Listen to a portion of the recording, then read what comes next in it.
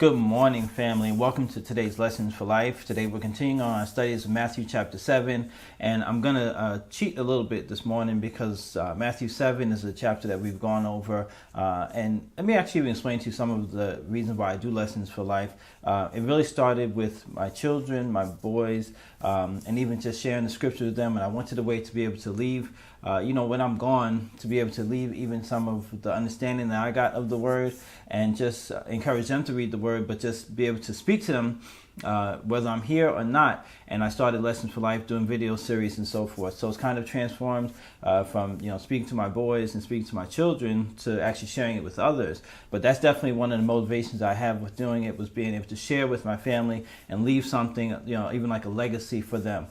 So Matthew 7 is something that we've gone over several times, and even in our studies I had the four oldest boys to pick a part of this scripture for each one of them. So I'm going to kind of cheat as far as just touch briefly on the four things that we spoke about before. And the first one was about the why beholdest thou the mote in another person's eye when you have a beam in your own eye, meaning basically, you gotta, and this is how I put it with them, you gotta take care of yourself first. Make sure that you're right before you start trying to judge and criticize others and do, make corrections in others, because oftentimes we look at the things that other people are doing when we have such more offenses that we need to take care of and make sure to address that first. Secondly, the second part was, it talked about ask and it shall be given you, seek and you shall find, knock and it will be open to you. And really that the Father wants to give it to us, give things to us, but we have to ask. And another thing I would add to that is be specific about what we're asking about.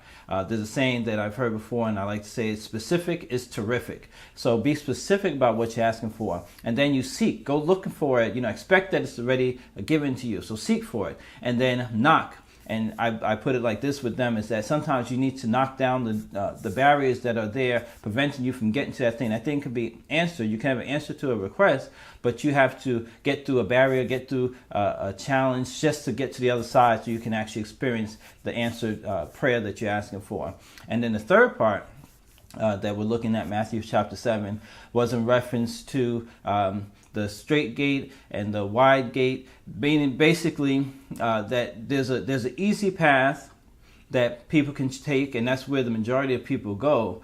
But there's a narrow way which leads to life everlasting, and it leads to it's just more benefits from going through this narrow path. It's a harder path to go through, and it's not one that's easily taken, but there's better benefits, or there's more to gain from it in the long run.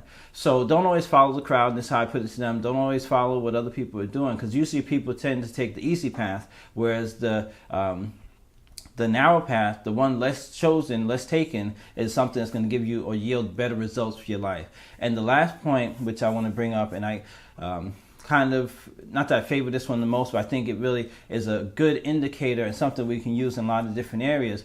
And it talks about knowing who to listen to, who to follow. And the part says that you'll know them by their fruits. You shall know them by their fruits. So really meaning that the fruits of a person can really determine what that person is about or who they are, and is this someone that I should really listen to, someone that I should be following. And for instance, me, if I was here telling you about how to grow long hair, I wouldn't be the person to follow, because my fruits doesn't show that I actually have any knowledge about how to have long hair.